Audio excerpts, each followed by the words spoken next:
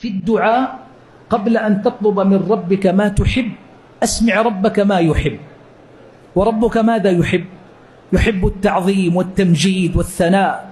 وهذه سورة الفاتحة تعلمنا هذا كل ركعة في الصلاة. متى نقول اهدنا الصراط المستقيم؟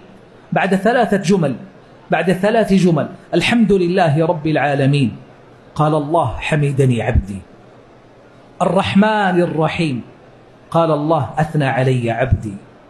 مالك يوم الدين، قال الله مجدني عبدي. إياك نعبد وإياك نستعين، قال هذا بيني وبين عبدي. اهدنا الصراط المستقيم، قال هذا لعبدي ولعبدي ما سأل. نتعلم من سورة الفاتحة كيف نقدم بين يدي الدعاء تعظيما لله وإجلالا وثناء.